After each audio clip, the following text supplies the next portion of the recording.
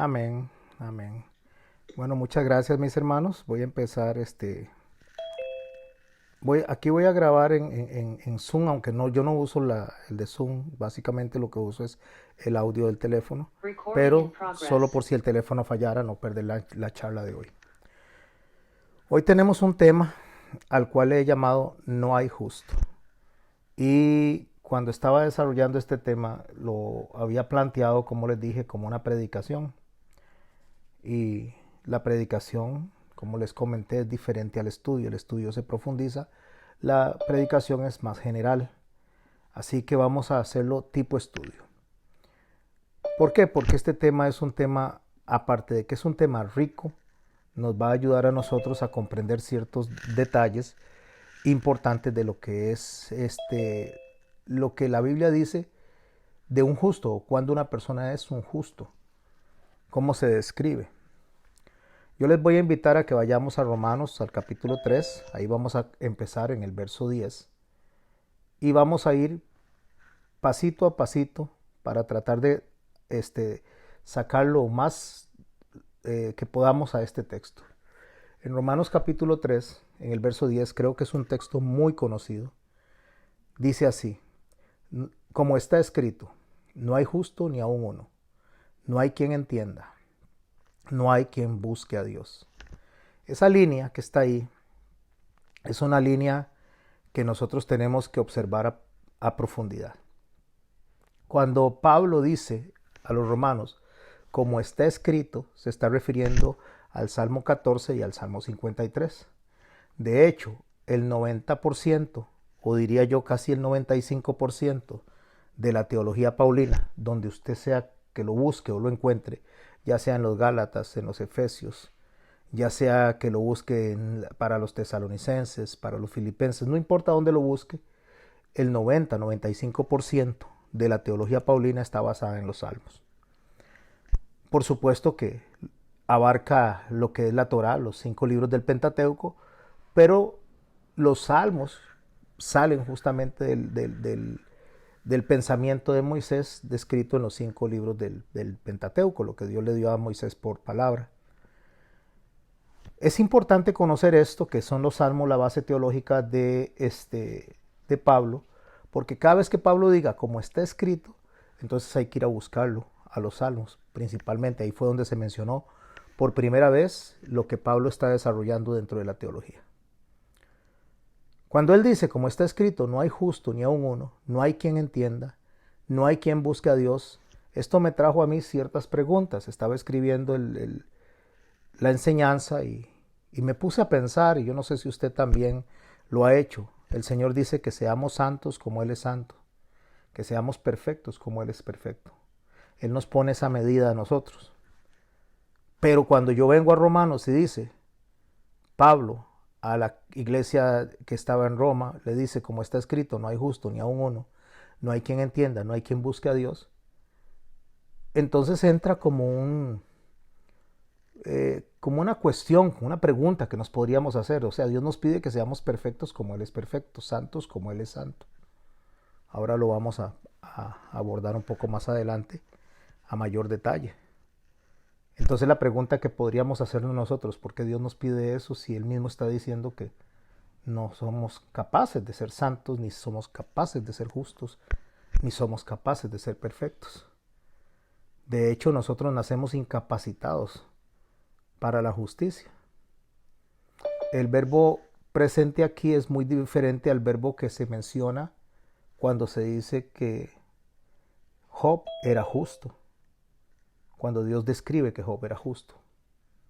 El verbo aquí que se está refiriendo Pablo, cuando la Biblia se escribe, esto lo voy a poner como detalle, cuando la Biblia se escribe en el Antiguo Testamento, en la mayor parte del Antiguo Testamento se escribe en hebreo y unas partes o unas porciones más pequeñas se escriben en arameo. En el Nuevo Testamento hay un poquito de arameo, especialmente en Mateo. Hay un poquito de hebreo en algunas de las frases que se mencionan en el libro de los Hebreos, pero mayormente está escrito en griego. Pero esta frase, no hay justo ni aun uno, no hay quien entienda, no hay quien busque a Dios, viene del griego tolomaico. El griego tolomaico era un griego utilizado para lo que eran aspectos legales en las cortes, cuando habían juicios. Y Pablo pues lo usaba mucho, el griego tolomaico. Después está el griego koiné, que es el griego común, el griego popular. Está el griego jónico, que era el que utilizaba Pedro. Este griego jónico es básicamente como el griego del populacho, el griego que utilizaba la mayoría de la gente en lo que es dentro de las amistades, el pueblo. Es como decir, como cuando nosotros hablamos acá, no es lo mismo que estemos en una corte. Y después está el griego helénico, que era con lo que escribía Lucas. En el griego helénico se observa un griego de la clase alta, un griego de la gente culta. Ese es el tipo de griego. Entonces nosotros cuando vamos a estudiar un texto tenemos que ver quién está escribiendo y los receptores a los cuales él les está escribiendo. Si bien es cierto que ahora está de manera uniforme todo lo que es la traducción, las palabras en inicial tenían en su contexto una terminología diferente. Aquí la palabra justo en griego es eimi, y lo que está haciendo es un uso enfático básicamente del carácter. No es dikaios. La palabra dikaios es una palabra que tiene que ver más que todo con la santidad en referencia a lo que es el no pecado. Eso es dikaios. En griego la palabra eimi se refiere, como le digo, es un uso enfático al carácter, a la conducta, a cómo se comporta. Pero pastor, no es lo mismo. O sea, estamos hablando de la santidad y estamos hablando del carácter del santo. No, no es lo mismo, mis hermanos, y le voy a decir por qué no es lo mismo. Porque la santidad tiene que ver con aspectos morales y el carácter tiene que ver con aspectos ya básicamente de la emoción, con aspectos de lo que es el control del individuo, la templanza, la madurez que se tenga. Como les decía, esta frase, no hay justo ni aun uno, no hay quien entienda, no hay quien busque a Dios, o lo toma Pablo de lo escrito en el Salmo 14, en el Salmo 14, versos 1 al 3, o en el Salmo 53, versos 1 al 3 también. Pablo, dentro de su griego tolomaico, está expresando básicamente la universalidad del pecado. O sea, la necesidad de la justificación por medio del sacrificio de Cristo Jesús. Eso es lo que Pablo está describiendo en cuanto a la palabra eimi, donde él dice, no hay justo ni aun uno, no hay quien entienda, no hay quien busque a Dios. Lo interesante es que, como les digo, dice no hay. Y viene la pregunta que dije al principio. Entonces, ¿por qué el Señor me pide que sea santo, que sea perfecto, como Él lo es, si Él sabe que no hay y yo estoy incluido entre los que no hay?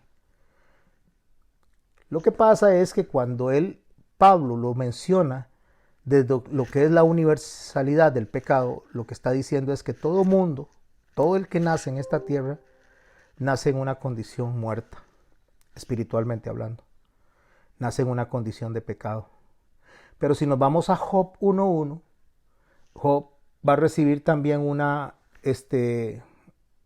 declaración de justicia o una declaración de ser justo, pero diferente a la que Pablo está mencionando en la carta a los romanos. En el libro de Job, cuando se presenta la historia de él, el que pasa las pruebas, pasa las tribulaciones en su vida, la palabra dice en Job 1.1 que él era un hombre íntegro, recto, temeroso a Dios, apartado del mal. Esta palabra que está mencionando ahí, recto, tiene que ver también, o íntegro, tiene que ver con un hombre justo.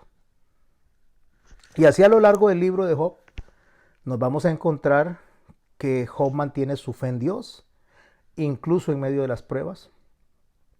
Dios lo declara como un hombre justo, y lo vamos a ver al final de esta charla, como Santiago también lo declara un hombre justo.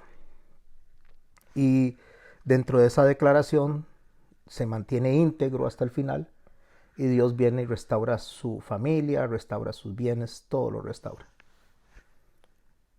La diferencia entre un término de justicia según la óptica de Pablo, un griego que tiene que ver con la, como le digo, con la legalidad, donde él está hablando de la universalidad del pecado, donde todo mundo nace condenado, no es lo mismo a lo que se está refiriendo acerca de Job como justo. No es la misma palabra, no es el mismo énfasis, aunque en español para nosotros sí es lo mismo.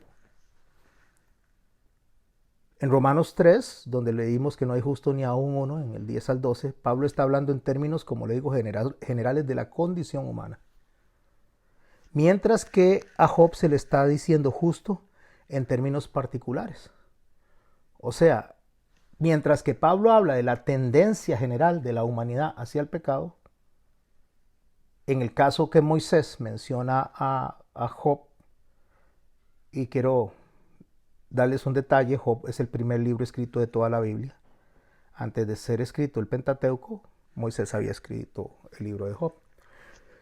Cuando Moisés viene y habla de Job en términos de justicia, él no lo estaba hablando en cuanto a la tendencia general hacia el pecado, sino que estaba hablando de él en una comparación con otras personas, con otros seres humanos. Así que cuando se habla de cuando Pablo dice no hay justo ni aún uno, está hablando, repito, y perdón que lo diga tantas veces, pero es para que se nos grabe la universalidad del pecado. Mientras que con Job está hablando justamente de él en relación a las otras personas. Y cuando Dios viene y ha hablado de hombres en términos de justicia y les ha llamado justos, los habla en comparación. O sea, personas que tienen una conducta mejor que la de las otras personas. No voy a decir una conducta perfecta, porque volvemos a lo mismo y es lo que estamos estudiando hoy. Porque Dios nos pide que seamos perfectos como Él es perfecto, santos como Él es santo, y sabemos que eso no es posible. Por lo menos en este lado de la gloria.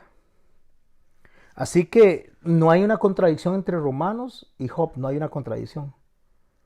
Porque ambos libros están hablando de términos de justicia en diferentes aspectos. El uno habla de la condición humana y el otro habla de la conducta humana.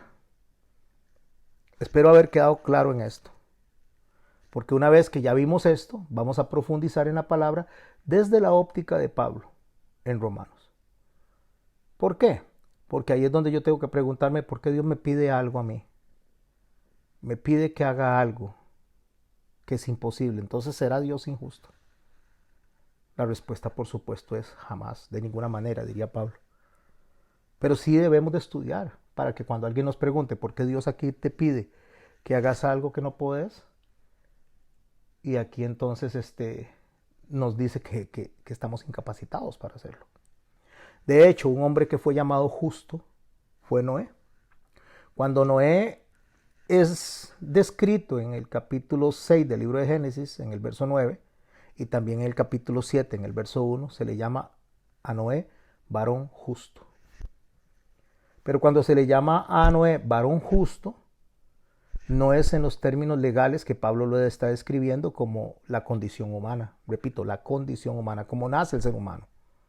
Muerto en delitos y pecados, separado de la gloria de Dios, condenado a la perdición eterna. No ese es el término. Sino básicamente va más al término que se le dio a Job, como un hombre que sobresalía entre las demás personas. Eso en hebreo es un sadik. O la palabra en español, si podemos usar esa, es santo. Cuando dice que no era un hombre justo, un varón justo, está diciendo era un sadik, un varón sadik. Básicamente está hablando en el sentido moral de la persona en relación a otras personas. La palabra sadik, literalmente la traducción es absuelto o perdonado, absuelto. Así que cuando se le dice que Noé fue llamado un varón justo, la palabra fue llamado un varón absuelto, perdonado. en el libro de Éxodo, en el capítulo 9, en el verso 27, la palabra que se le llama al Señor es, Jehová es justo. Repito, Éxodo 9, 27, para que lo estudien luego. Jehová es justo, y la palabra ahí utilizada es sadik. La misma palabra que se le da a Job, la misma palabra que se le da a Noé, se le da a Dios.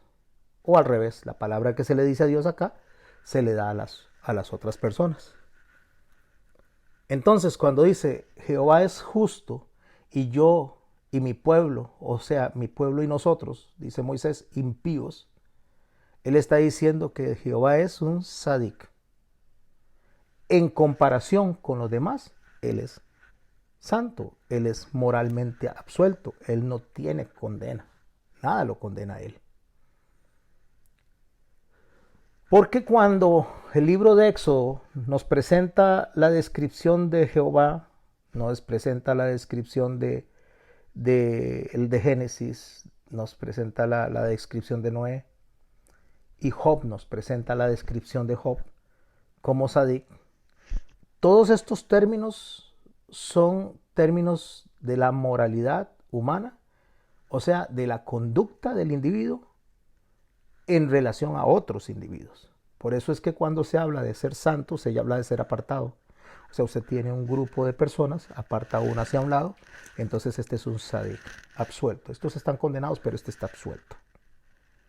Estos que están aquí van a recibir un castigo, pero este está apartado del castigo. Jehová es absuelto, no es absuelto. Entonces, cuando Dios dice a través de su palabra, y lo vamos a ver ahora un poco más adelante, sean justos como yo soy justo, sean santos como yo soy santo, está diciendo sean absueltos como yo soy absuelto. No está diciendo que tengamos la estatura de la perfección de Él en cuanto a su carácter, en cuanto a sus atributos. No podemos, eso no es posible.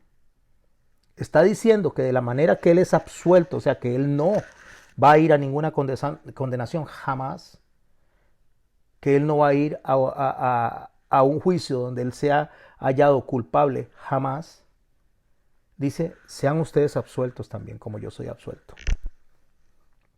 Y en el término, en lo que dice Moisés, que Jehová es sadik, justo, y nosotros impíos, Moisés lo que hace es poner la contraparte de lo que es el término de justicia, de absolución que da Dios al individuo.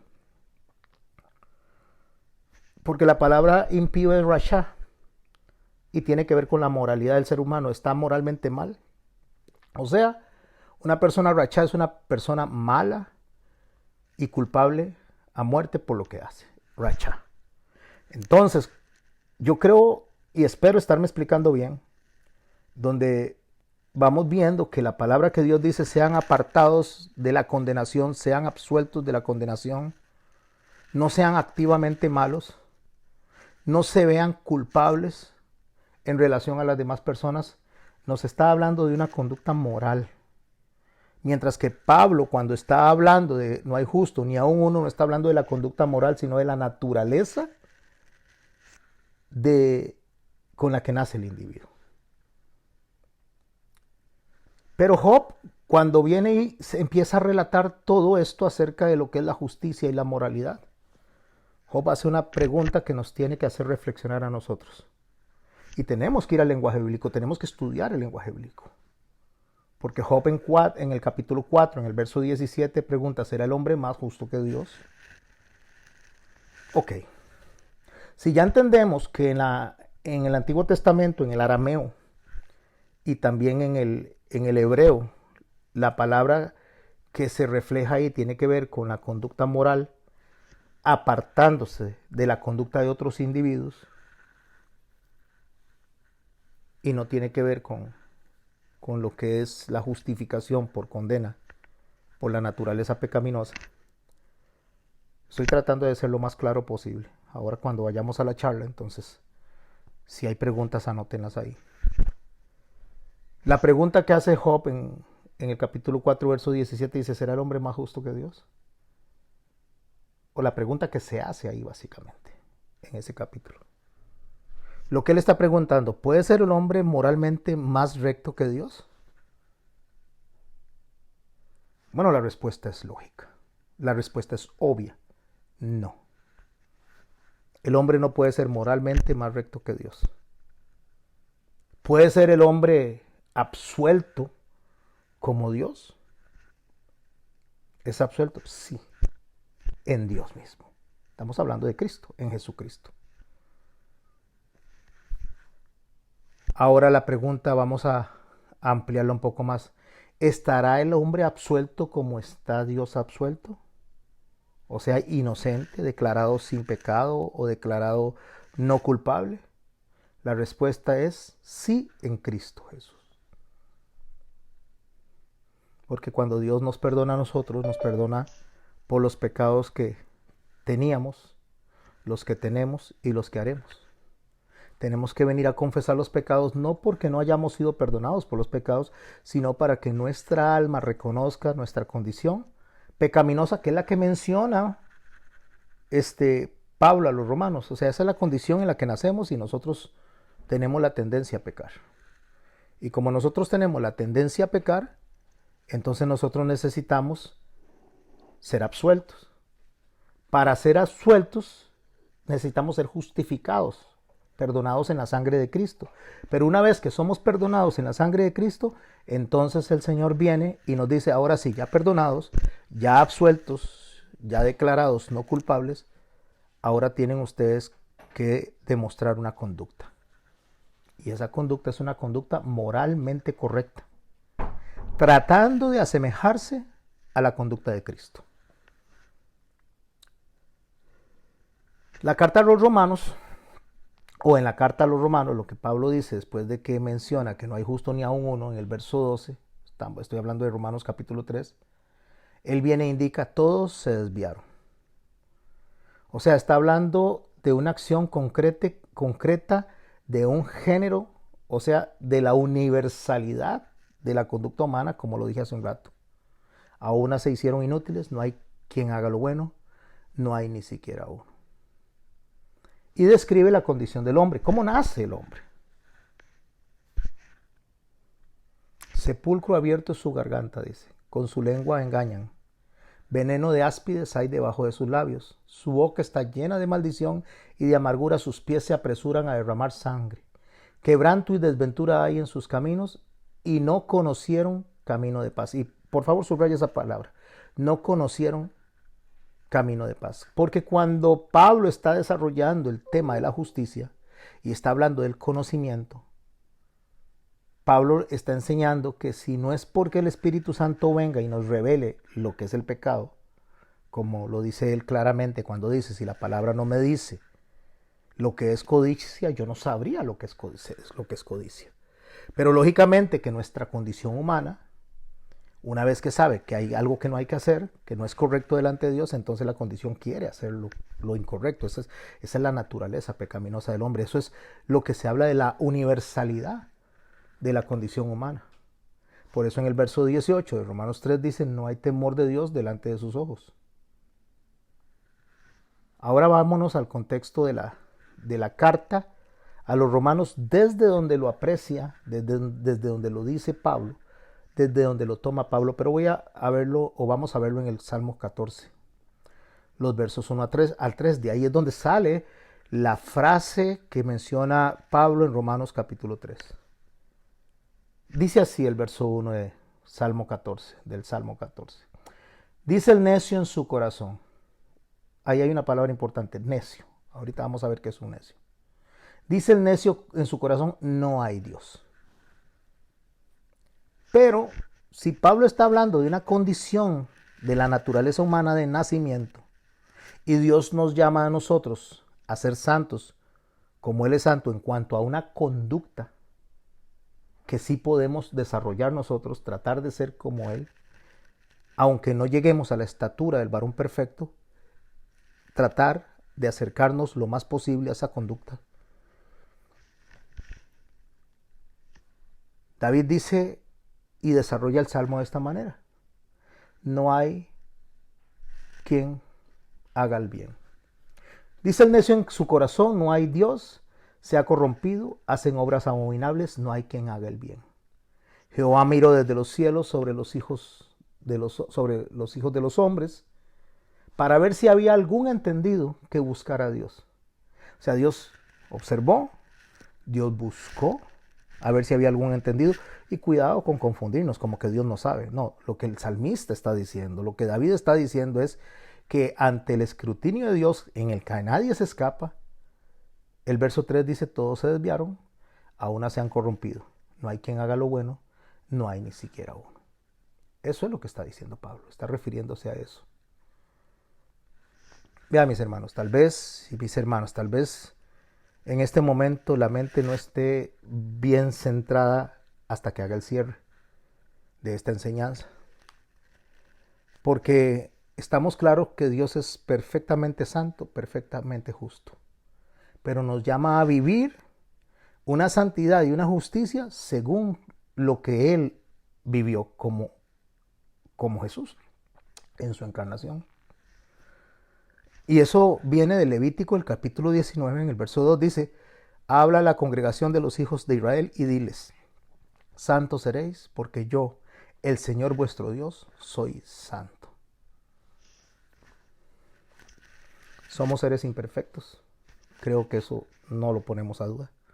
Somos propensos al pecado, eso estamos claros, pero Dios dice busquen la santidad, vivan una vida santa. Pero no dice que bajo nuestras fuerzas.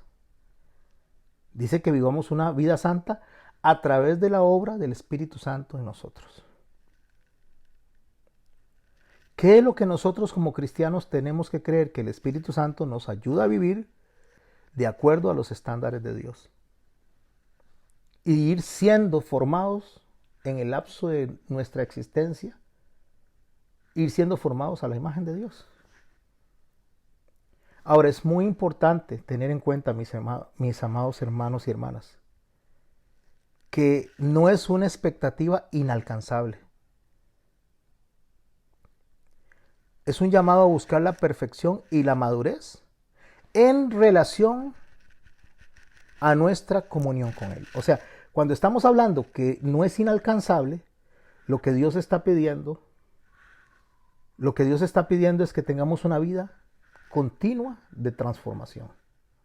Una vida continua de ir dejando nuestra naturaleza en cuanto a conducta, en cuanto a moralidad, para ir siendo como Él. Claro, personas detractoras del Antiguo Testamento, del judaísmo de Jesús, entonces dice que ya nosotros no tenemos que tomar la ley como iniciativa,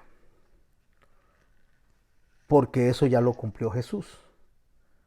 Entonces viene el salvo siempre salvo, viene el que nosotros podemos hacer lo que queramos, y eso no es cierto. Dios demanda una conducta. Él dice, sean santos como yo soy santo, sean perfectos como vuestro Padre que está en los cielos es perfecto. Está demandando una conducta de total incremento en cada día. Si antes éramos chismosos hacíamos chisme 20 veces, bueno, que hoy sean 19.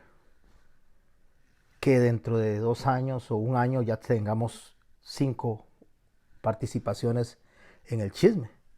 Y que después tengamos una hasta que llegue el momento en que ya eso no sea abominación. Y no nos guste eso. La mentira. Si antes mentíamos 20 veces, que ahora sean 15. Que después sean 10. Que haya un incremento dentro de lo que éramos, somos y vamos a ser. Eso se llama madurez espiritual en nuestra relación con Dios. Lo que Dios está pidiendo cuando Dios nos dice que seamos justos es ir creciendo en madurez como Él. Él es el ejemplo, Él es el testimonio a seguir. Por eso es que Dios no espera que seamos perfectos de inmediato. Eso no es lo que Dios está diciendo. Pero nos llama a perseverar en la búsqueda de esa santidad. Y esa santidad nosotros la podemos encontrar descrita en los mandamientos del Señor. Como Él quiere que seamos. Ese es el panfleto, la guía, la instrucción, el manual que Dios dice, sigan ese manual para que ustedes sean como yo. Y Jesús vino a cumplir ese manual, no con el fin de que nosotros no lo concluyéramos o no lo hiciéramos, sino con el fin de modelarnos a nosotros cuál es la manera correcta de hacerlo. Por eso Él viene y dice, oísteis que fue dicho, no matarás. Pero yo les digo que si se enoja con su hermano están expuestos a juicio. O sea, lo que el Señor está diciendo claramente es, yo no estoy aboliendo el mandamiento de no matar, no, eso está ahí. Yo no vine a quitar eso, yo no vine a abrogar. Yo vine a decirle que el solo enojarse con su hermano ya ofende la santidad de Dios. Por lo tanto, tenemos que ir en la condición a acercarnos, ya no solo a no matar, sino a controlar nuestro temperamento. Oísteis que fue dicho, dice, no adulterarás. Pero yo os digo que el que mira a la mujer de su hermano con codicia ya adulteró con ella en su corazón. Yo no les estoy diciendo que ustedes anulen, quiten el mandamiento de no adulterar. No, les estoy diciendo que ya desde el momento en que en el pensamiento hay una mirada de deseo hacia la mujer del prójimo, entonces ya ofendieron la santidad de Dios. Entonces vayan creciendo en pensamiento y en acción. No solo en acción, sino en pensamiento también. Por eso Jesús dice en Mateo 5:48, sed pues vosotros perfectos como vuestro Padre que está en el cielo es perfecto. ¿Se ha puesto a pensar usted o ha puesto a analizar por qué Él no dijo sean perfectos como yo soy perfecto, sino dijo como vuestro Padre que está en el cielo? Porque Él está poniendo un estándar en donde nosotros tenemos que poner la mirada. Ese es el estándar. La gente mira el estándar en David. Ay, hay que ser como David. No, ese fue un hombre que Dios utilizó como ejemplo de que a pesar de haber sido escogido por Dios, a pesar de ser un hombre conforme al corazón de Dios, se equivocó. Hay que ser como Moisés. Esas son muchas de las prédicas, así cierran. No, ahí hay un hombre que Dios le dio la ley, que le dio autoridad, se equivocó también. Por eso no entró a la tierra prometida. Hay que ser como Gedeón. No, ahí hay un hombre que peleó con el favor de Dios, que la gracia de Dios le acompañó, pero que terminó metiendo un efod para que el pueblo terminara cayendo en idolatría porque se equivocó. Ay, que tenemos que ser como Josué. No, ahí hay un hombre que creyó en Dios para entrar a la tierra prometida junto con Caleb, pero al final de cuentas se equivocó adentro de la tierra prometida. Entonces viene Dios y hace una descripción de todos estos hombres y estas mujeres. Hace una descripción en el libro de Hebreos a los cuales se les llama héroes de la fe. Yo le quitaría la palabra héroes de la fe porque no son héroes de la fe, son seres humanos que tuvieron el favor de Dios y que Dios da buen testimonio de ellos. Porque se esforzaron, porque quisieron hacer lo correcto, aún en medio de sus equivocaciones. Así que si bien es cierto que la perfección completa no se puede lograr en esta vida, nosotros tenemos que trabajar para acercarnos a esa perfección, a esa santidad, a esa justicia, siguiendo a Jesucristo como ejemplo, dependiendo totalmente del Espíritu Santo.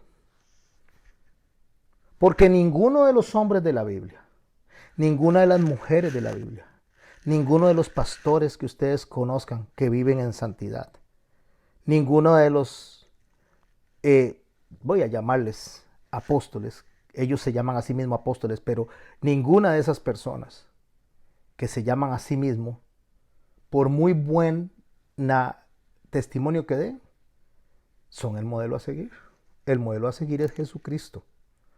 Y cada uno de los individuos que está en la Biblia, descrito en la Biblia, o los que están descritos en la historia extrabíblica, que han participado de alguna manera en el bienestar del pueblo de Dios, en el bienestar del cristianismo, llámese el rey Ciro, llámese el rey Darío, llámese Nabucodonosor, llámese incluso Martín Lutero, que lo hemos tocado el tema. Martín Lutero hizo una cosa que hay que darle gracias a Dios porque permitió que él lo hiciera, que fue que tradujo la Biblia para que llegara a todos nosotros. Pero igual que todos los demás de la Biblia, lo que está resaltando Dios en todos estos hombres, y llámese Charles Spurgeon, llámese predicadores de renombre como Nicky Cruz, personas que la gente toma de testimonio y de ejemplo. Dice que gran predicador como Gigi Ávila. No importa quién sea, cualquier ser humano que usted se imagine en la Biblia o fuera de ella, solo debe mostrar algo. Debe mostrar su imperfección tratando de hacer lo correcto. Pero no es el modelo a seguir. Son personas que nos pueden servir de ejemplo de que Dios estuvo en favor de ellos. Porque nosotros mientras vivimos en este mundo, seguimos siendo imperfectos, propensos al pecado. Y nunca vamos a ser completamente perfectos en esta vida. Eso es una falacia. El creer que podemos alcanzar la estatura de Cristo aquí, eso es una falacia. Y yo no lo estoy inventando, lo dijo Pablo en Filipenses capítulo 3, verso 12. Pablo, quien fue un hombre, podemos hacer una descripción de él, no para tirarlo para arriba, sino para reconocer realmente que era un sádico, un hombre que moralmente se conducía correctamente, fariseo de fariseos, decía él, hablando del conocimiento de la Torá. Hebreo de hebreos, hablando de la promesa en la cual él nació en un pueblo escogido por Dios. Hablando de que fue criado a los pies de Gamaliel, hablando de su conocimiento del más erudito de la Torá en ese momento, de la persona más capacitada. Hablando de que fue al tercer cielo en cuanto a que fue traspuesto delante de Cristo, y le dice a los Gálatas que él no fue enseñado por ningún hombre, que fue enseñado directamente por el Señor. Ese era Pablo, que escribió el 70% de lo que conocemos nosotros como el Nuevo Testamento. Un hombre con esa capacidad, un hombre con esa estatura de conducta moral, de santidad. Pero escuche lo que dice, no que lo haya alcanzado ya. Le dice a los Filipenses, en el capítulo 3, verso 12, no el que lo haya alcanzado ya, ni que ya sea perfecto. Espero que estén conmigo. Sino que prosigo para ver si logro asir aquello, o sea, agarrar aquello, está hablando de agarrarme de Jesús. Prosigo a asir aquello para lo cual fue también asido por Cristo Jesús. O sea, me agarro de Cristo Jesús para poder sostener y llegar al final de esta carrera. O sea, en otras palabras, Pablo reconoce que aún no ha alcanzado la perfección, ni la alcanzó,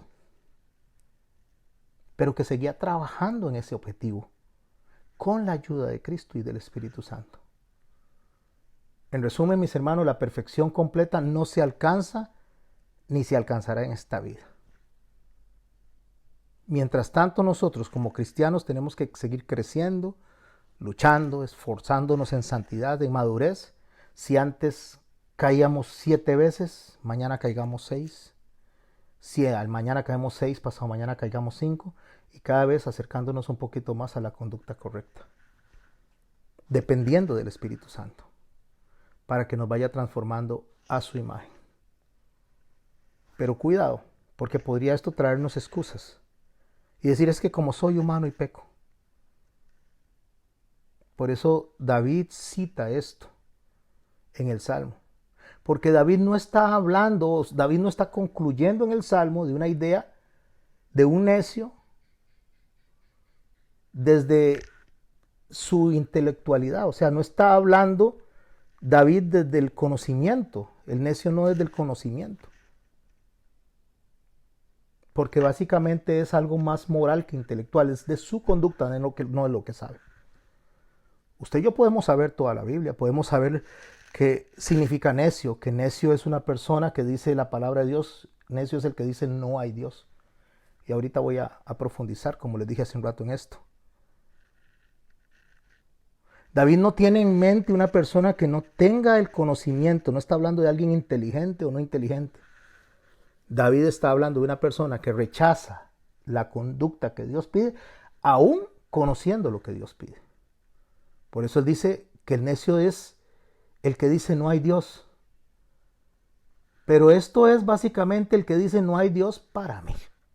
O sea, ese Dios que me están presentando, ese no es para mí. Ese no calza con mis expectativas. Ese no es el que me sirve a mí. Ese no es el que me permite hacer lo que a mí me gusta. Bueno, Pablo dice, Todo es permitido, pero no todo es lícito. Puedo hacer todo, pero no todo me conviene. Cuando dice puedo hacer todo, todo me es lícito, pero no todo me conviene, lo que está diciendo es que ya yo soy regenerado, yo soy redimido por Cristo y mi conducta no me va a llevar a mí al fuego eterno, pero no me conviene. Porque Dios me va a llamar a cuentas y no voy a esperar a que me muera. Es aquí mismo donde Dios va a ponerme a mí en una condición donde yo tenga que buscar justamente su rostro y arrepentirme de mis pecados, arrepentirme de mi conducta. Entonces, lo que David está diciendo es básicamente un ateísmo práctico. O sea, algo en la práctica. Es ese que dice, ese no es el Dios que a mí me gusta, yo me hago mi Dios. Si Dios dice que no hay que hacer algo, pues yo lo voy a modificar esa instrucción de Dios, le voy a poner ciertas cositas para que no suene tan exigente. Porque el negar a Dios no solamente es no decir no, o sea, el negar a Dios no es decir no creo en Dios. Porque eso no niega a Dios, o sea, eso no borra a Dios. Dios permanece. Él sigue existiendo por sí mismo. Él no deja de existir porque alguien niegue a Dios. O sea, la posición del necio básicamente es una profesión o una declaración de un hombre que dice que conoce a Dios, pero no quiere hacer lo que Dios le dice que haga. Lo conoce, pero no quiere hacerlo. O sea, sabe las instrucciones que Dios le dijo, sabe lo que Dios está pidiendo. Y ahí es donde Dios dice, sean justos, sean perfectos, sean santos, como el Padre es santo. O sea, sean apartados, sean absueltos. No caigan en una posición en la cual necesite castigarlos. Que no los voy a mandar al fuego eterno, pero los voy a castigar. Porque el Padre que ama a su Hijo lo disciplina. Así lo dice Pablo. Por eso Pablo dice, profesando ser sabios se hicieron necios. Eso lo encuentra en Romanos 1:22. Ahora quiero profundizar un poco en esa palabra necio. Hace rato les vengo diciendo, ahora la vamos a estudiar, ahora la vamos a abarcar, pero vamos a entrar en ella, para que no se vayan con esa duda. Porque cuando la palabra dice no hay justo, ni aún uno, Pablo está hablando de esa condición universal en la que nace el ser humano. Pero cuando el Señor dice que seamos perfectos como el Padre que es perfecto, o santos como el Padre santo, nos está pidiendo a nosotros algo que nosotros en el día a día podemos ir desarrollando, podemos ir formando en nuestro corazón, aun cuando la meta se vea inalcanzable. Pero es mejor alejarnos de la orilla del fango y acercarnos a lo seco, acercarnos a la luz, que seguir en el fango o revolcarse en el fango. Decía Charles Spurgeon en una de sus declaraciones que la oveja puede caer en el barro, pero no se queda en el barro. Se va a salir, no le gusta el barro, aunque cayó en el barro. Pero el cerdo cae en el barro y se queda en el barro. Entonces, cuando el Señor dice que sean justos, que sean santos, que sean perfectos, llamándonos a nosotros con Él por delante como testimonio, Él no dice sean como Moisés, no, porque Moisés falló. Él no dice sean como Josué, sean como Noé, no dice eso. Él dice sean como el estándar más alto que ustedes se puedan imaginar, como el Padre. Pero el necio lo que dice es no conozco a Dios, no sé quién es Dios, aunque lo sabe, pero para no verse en una exigencia. La mayoría de la gente que niega el tener que tomar los mandamientos como espejo para nosotros, no repetir conductas, porque eso es lo que dijo Pablo a los Corintios en el capítulo 10, cuando dijo, estas cosas fueron escritas como advertencia para que no hagamos las mismas cosas que hicieron nuestros padres. La ley es lo mismo, dice, no hagan eso. Si lo hacen, no van a ir a la condenación eterna porque ya lo sellé con el Espíritu Santo. Pero también dice que no dejará al impío sin su justo castigo. O sea, van a recibir castigo, vamos a recibir castigo, vamos a tener que ser enderezados.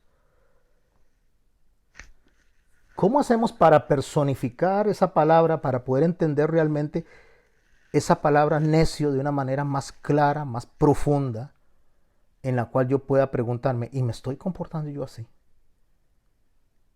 La palabra necio viene del hebreo y la palabra es naval. Esa es la palabra. Naval significa perversidad agresiva. Cuando el rey David manda a unos hombres a buscar a Nabal, que eso usted lo encuentra en 1 Samuel capítulo 25, en el verso 25, Nabal se revela, Nabal no quiere aceptar a David, y ahorita voy a leer los textos para que empecemos a tener un entendimiento más claro de lo que es la palabra Nabal.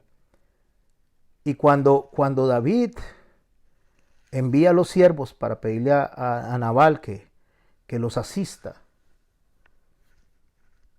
ya Nabal los recibió mal. Pero escuche lo que describe Abigail de Nabal antes de que vayamos a ver al acto de Nabal en sí. En 1 Samuel, en el capítulo 25, en el verso 23, dice la palabra de Dios: y cuando Abigail vio a David, se bajó prontamente del asno y postrándose sobre su rostro delante de David, se inclinó en tierra y se echó a sus pies y le dijo: Señor mío, sobre mí sea el pecado, mas te ruego que permitas que tu sierva hable a tus oídos y escucha las palabras de tu sierva. O sea, está diciendo, Nabal no lo quiere ayudar, Nabal no lo quiere asistir, pero escúcheme, por favor, deje que yo pueda hablar. Ella está intercediendo por Nabal. Y dice en el verso 25, no haga caso ahora, mi señor, de este hombre. Escuche cómo le dice, hombre perverso. Recuerde que Nabal, la palabra en sí significa necio. Entonces ahora vamos a ver la descripción de necio. Es un hombre perverso porque conforme a su nombre, así es. O sea, es perverso como su nombre lo es. Él se llama Nabal, le dice, y la insensatez está con él. Mas yo, tu sierva, no vi a los jóvenes que tú enviaste. Dos palabras describen a Nabal: perverso e insensato. Esas dos palabras. ¿Qué era lo que David había mandado a hacer? Había mandado a pedir que Nabal lo asistiera, que asistiera a sus hombres. En 1 Samuel, en el capítulo 25, en el verso 1, nos describe un poquito lo que David y Nabal podían tener en comunión en cuanto a conocerse o no conocerse. Escuche lo que dice el verso 1 de 1 Samuel 25. Murió Samuel y se juntó todo Israel y lo lloraron, y lo sepultaron en su casa en Ramá. Y se levantó David y se fue al desierto de Parán. Y en Mahón había un hombre que tenía su hacienda en Carmel, el cual era muy rico, tenía 3,000 ovejas y 1,000 cabras, y aconteció que estaba esquilando sus ovejas en Carmel, y aquel varón se llamaba Nabal y su mujer Abigail. Era aquella mujer de buen entendimiento, de hermosa apariencia, pero el hombre era duro, de malas obras, y era del linaje de Caleb. ¿Cómo le dijo ella que era Nabal? O sea, ¿qué significaba el nombre Nabal? Perverso e insensato. Y viene y hace una descripción de que a Nabal lo conocía Samuel. Era conocido por Samuel. Cuando ya murió Samuel, entonces David se acerca a Nabal. Él conocía bastante la historia alrededor de Samuel. Pero le dice de ese varón Nabal, de ese necio, le dice que tenía una mujer que era de buen entendimiento y hermosa. ¿Por qué el libro nos describe a nosotros de que era hermosa? O sea, usted podría preguntarse, ¿para qué quiero saber que es hermosa? O sea, ¿qué importa si era hermosa o era fea? O era alta, o era baja, o era flaquita, o era gordita. O sea, ¿qué importa cómo era esa mujer? Lo que está diciendo es que era un hombre que era bendecido en todas las áreas. Rico, con una mujer hermosa, con una mujer inteligente. Nacido, escuche, del linaje de Caleb, o sea, de la descendencia de uno de los dos hombres que Dios permitió entrar de toda aquella gente que murió en el desierto, donde solamente dejó entrar a los menores de 20 años, más Caleb y Josué. Nabal descendía del linaje de Caleb. O sea, debería de tener gratitud para con Dios. Pudo entrar a la tierra prometida, tuvo riquezas, no directamente desde Caleb, sino en la descendencia conforme van pasando los años. Tiene una mujer hermosa, pero dice este hombre era duro y de malas obras. O sea, era un hombre mal agradecido. Mal agradecido con Dios, mal agradecido con su esposa, mal agradecido con sus siervos, mal agradecido con David. O sea, era un hombre perverso e insensato. Así lo dijo Abigail.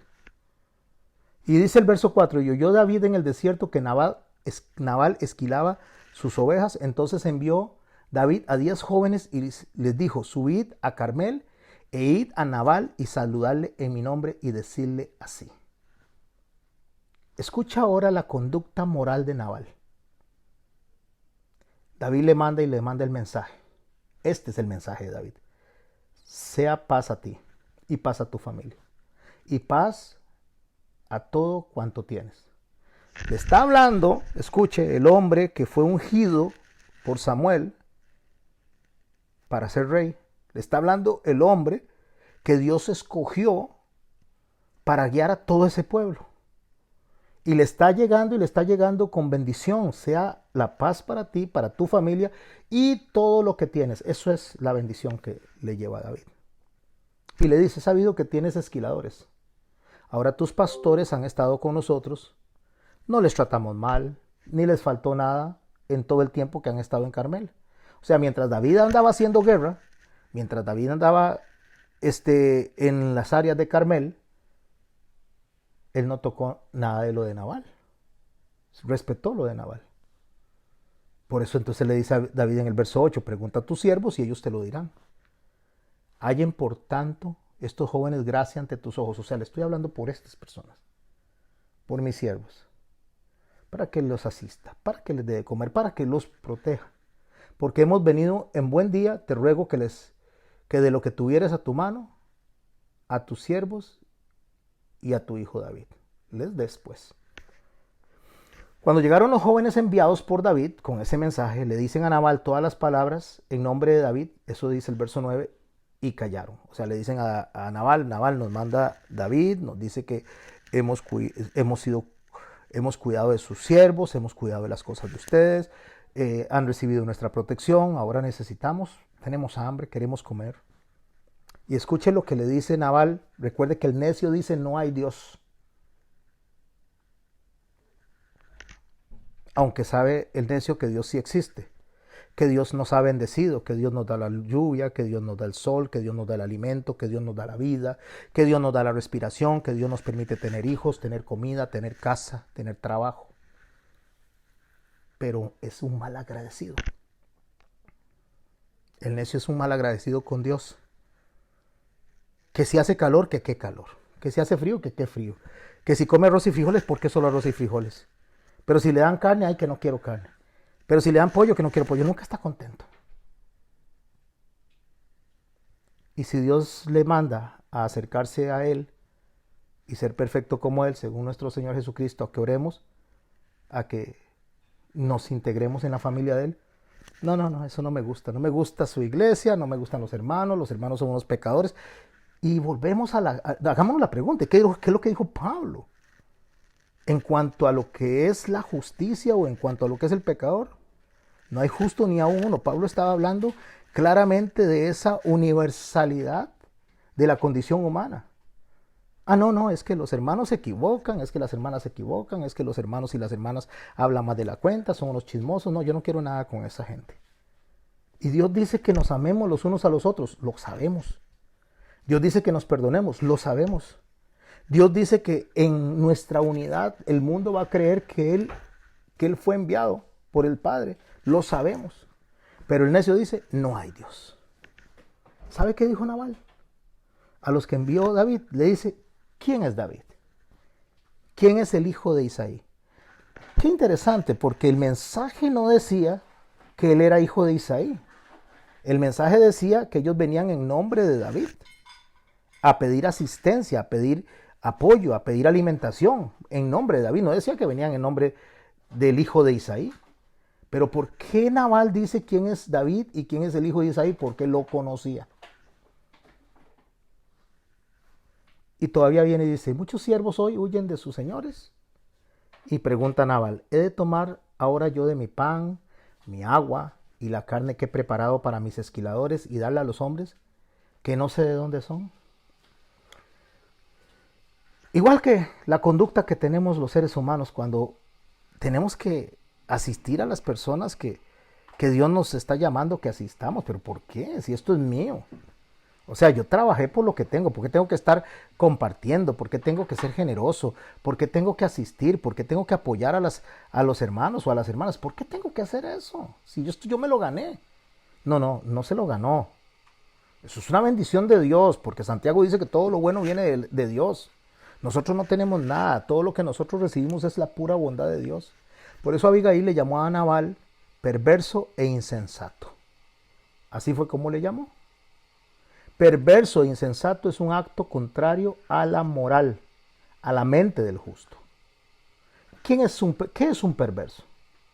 Un perverso es una persona malintencionada, con sentimientos malvados, consciente de lo que está haciendo y no le importan las consecuencias de sus actos ni para él ni para las demás personas. Eso es un hombre perverso.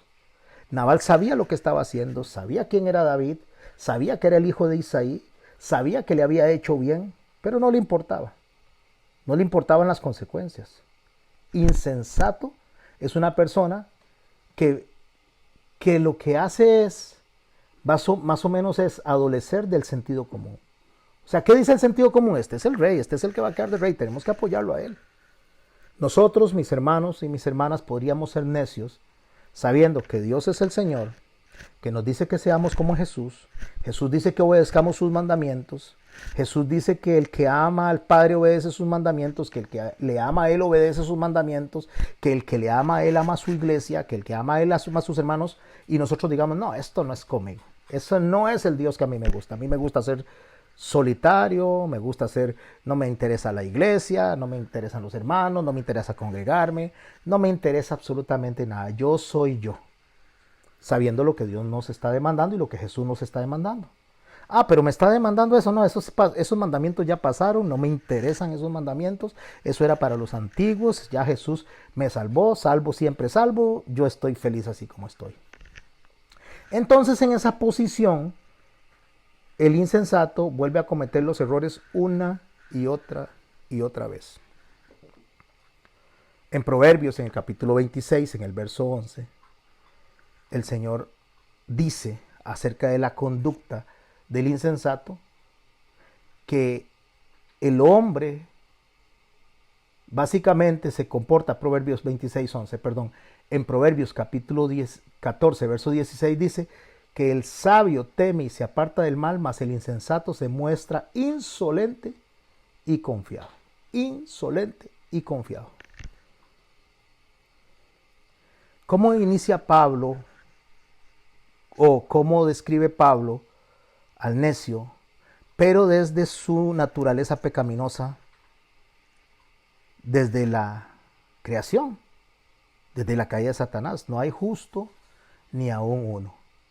Entonces, ¿qué nos está pidiendo Dios a nosotros? Que seamos como Él, que seamos santos como Él es santo, o sea, absueltos. Que seamos absueltos. ¿Cómo soy absuelto yo? Déjeme leer cómo describe Santiago, el medio hermano de Jesús, en su carta a un hombre justo, de los que acabamos de mencionar, a Job. Santiago 5, en el verso 7, dice así: por tanto, hermanos, él viene hablando de la oración, viene hablando de la lengua, el trato, cómo debemos de hablar los unos de los otros, controlar la lengua y no que no salga maldición hacia los demás cuando debe salir bendición, que con la misma boca alabamos a Dios, pero con la misma boca o la misma lengua maldecimos a los hermanos. Entonces dice, esto no debe ser así, o sea, no puede ser que de la misma fuente salga dos aguas, agua sucia y agua dulce, o sea, no está bien eso. Entonces dice, por tanto, a esa conclusión llega Santiago en ese capítulo: hermanos, tengan paciencia hasta la venida del Señor. ¿Paciencia con quién? ¿Paciencia con el Señor? No. ¿Paciencia con quién? Paciencia contra nosotros mismos. Y dice, mirad cómo el labrador espera el precioso fruto de la tierra, aguardando con paciencia hasta que reciba la lluvia temprana y tardía. O sea, nosotros no somos perfectos ni vamos a ser perfectos aquí, pero corramos esa carrera con paciencia, dijo Pablo. No es que lo haya alcanzado todo, dice, pero sigo corriendo, me prosigo a la meta. Tened también vosotros paciencia y afirmad vuestros corazones, porque la venida del Señor está cerca. Hermanos, no se quejen los unos de los otros, para que no sean condenados. He aquí el juez está delante de la puerta. O sea, dejen de estar quejándose. Deje de quejarse. Pastor, deje de quejarse de Eric. Pastor, deje de estarse quejando de Dora. Pastor, deje de estar hablando de Cheney. Estoy hablando de mí para no que nadie se sienta aludido. Pastor, deje de estar hablando de René. Deje de estarse quejando de René, de Laura. No se queje de ellos. Tenga paciencia. Están en un proceso de crecimiento igual que usted. Usted no tiene la estatura de Dios todavía. Podría decir que usted es como David, pero ese no es el ejemplo a seguir. Usted no va a venir a decir que usted es como Moisés, porque ese no es el estándar que Dios puso. Usted tiene que ser como Dios. Pero no puedo. Sí, es cierto, no puede. Ni va a poder. Pero trate con paciencia. No se quejen unos de los otros para que no seáis condenados. He aquí el juez está delante de la puerta. ¿Qué es condenado? No absuelto. Entonces, ¿qué dice? Voy a traducirlo desde el contexto en que venimos estudiando. Hermanos, no se quejen los unos de los otros para que sean justos. Hermanos, vuelvo a repetir, no se quejen de los unos de los otros para que sean absueltos. Hermanos, no se quejen de los unos de los otros para que no tenga que venir un castigo sobre ustedes. Porque el juez está cerca. O sea, Dios está en escrutinio. Hermanos míos, ahora escuche esta parte donde habla de un hombre justo, de un hombre absuelto. Hermanos míos, tomad como ejemplo de aflicción la paciencia de los profetas que hablaron en el nombre del Señor. He aquí tenemos por bienaventurados a los que sufren. Y menciona al justo, menciona al absuelto, menciona al hombre que moralmente se estaba conduciendo bien según la descripción de Dios. ¿Habéis oído la paciencia de Job? Dice. Ok, ahora aquí vemos y podríamos decir, pastor, aquí hay que resaltar a Job. No, aquí no se está resaltando a Job. ¿Vieron la paciencia de Job? ¿Vieron cómo Job pudo sacar adelante la tarea? ¿Vieron cómo Job pudo enfrentar todo lo que enfrentó y ser hallado íntegro delante de Dios? Porque la segunda parte del verso 11 dice, y habéis visto el fin del Señor. O sea, ¿vio cómo Dios lo llevó al final a Job? ¿Cuál es el fin del Señor? Dice que el Señor es muy misericordioso y compasivo. ¿Quiere leer Hebreos? Todo el capítulo de los supuestos héroes de la fe, pongo comillas, supuestos héroes de la fe. Ahí no es para resaltar a ninguno de esos hombres o esas mujeres, es para resaltar la misericordia y compasión de Dios, el fin al cual llegaron. Cuando usted y yo hablamos de una persona que tal vez tiene una buena conducta, es un buen testimonio, es una persona de imitar, Él no quiere que veamos a la persona, que veamos a Cristo en esa persona. O sea, ¿cuál es el mensaje central de todo el libro de Hebreos? ¿Cuál es el mensaje central de toda la teología paulina? ¿Cuál es el mensaje central de toda la Biblia? ¿Cuál es el mensaje central? Que Dios es misericordioso. Ese es el mensaje central. Malaquías lo dice en una sola frase, tan sencillo, tan fácil de entender, cuando dice en el capítulo 3, en el verso 6, dice el Señor, porque yo Jehová no cambio, por esto, hijos de Jacob, no habéis sido consumidos. Ese es el mensaje central de toda la Biblia. El mensaje central no es que qué bueno es Max. El mensaje central no es que qué maravilloso y qué grandioso esposo es Don Roger.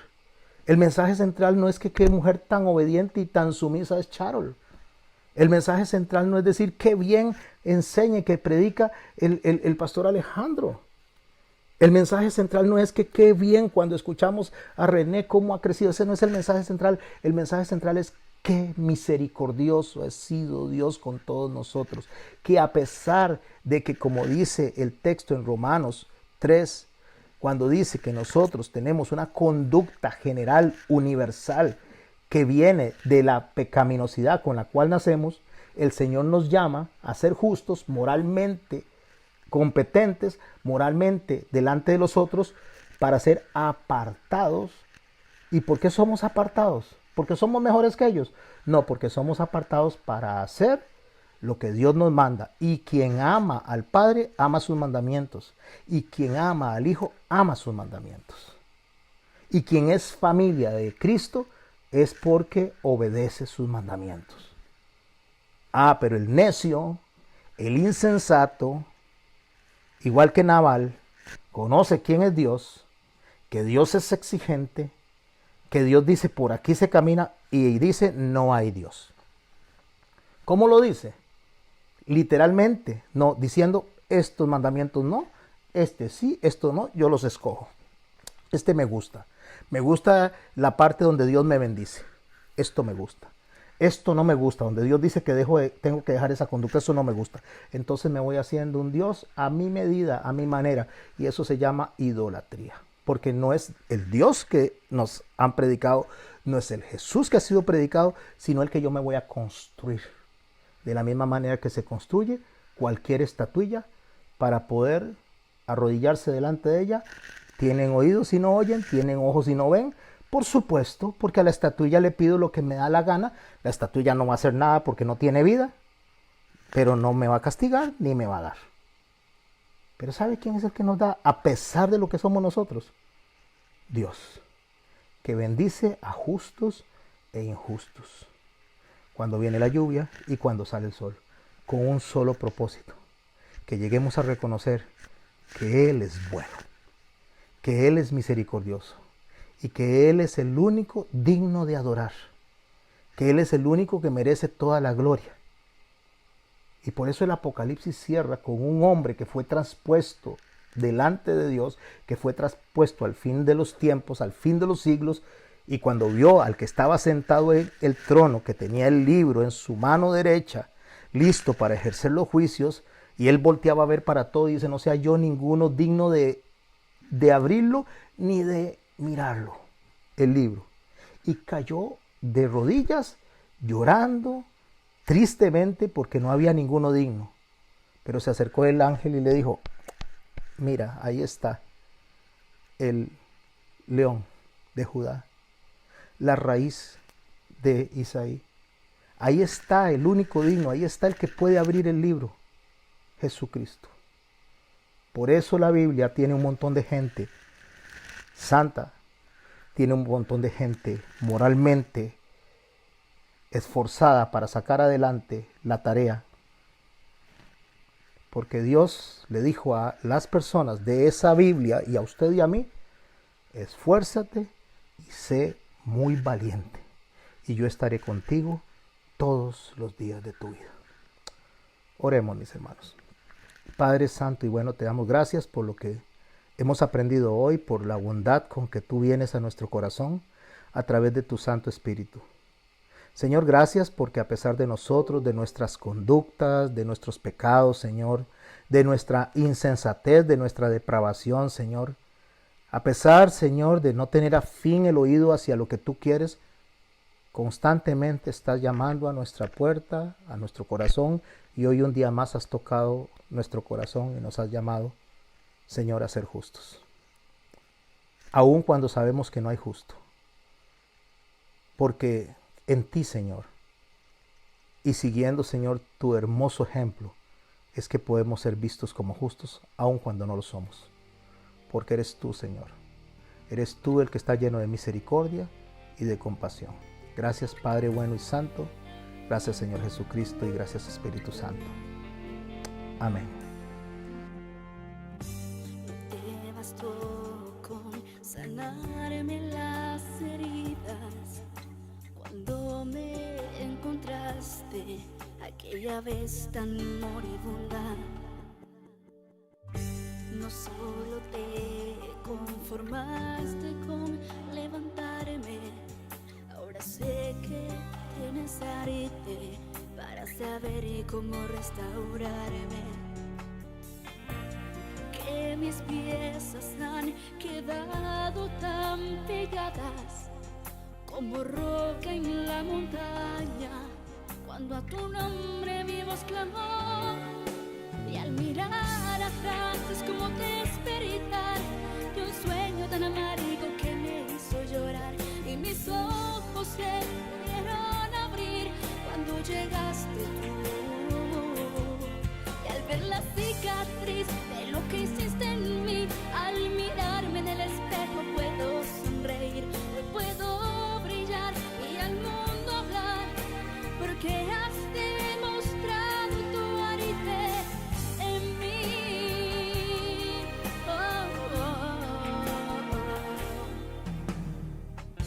No te bastó con morir y dar tu vida, además resucitaste, como dijiste, al tercer día. Y ver la forma en que transformas corazones entre los cirujanos, el mejor de los mejores. En ti encuentras sanidad y el alma herida, el perdido encuentra vida al tu nombre pronunciar. Y al mirar atrás es como despertar de un sueño tan amargo que me hizo llorar. Y mis ojos se pudieron abrir cuando llegaste tú. Y al ver la cicatriz de lo que hiciste en mí, al mirarme en el espejo puedo sonreír. Hoy puedo brillar y al mundo hablar, porque has demostrado tu arte en mí. Yeah. En vez de odio, amor, en vez de enojo, perdón, en vez de amargura, sonrisa, en vez de muerte, vida, en vez de señalarme, amarme enseñaste. Todo esto es arte, todo esto es arte.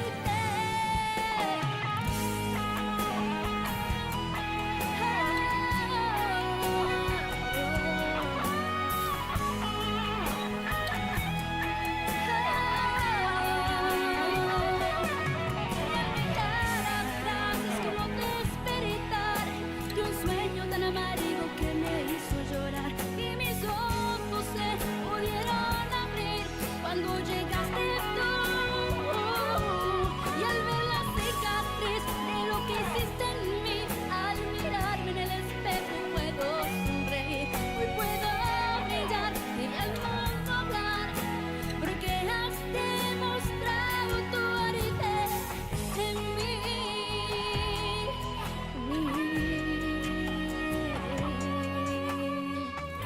No te bastó con sanarme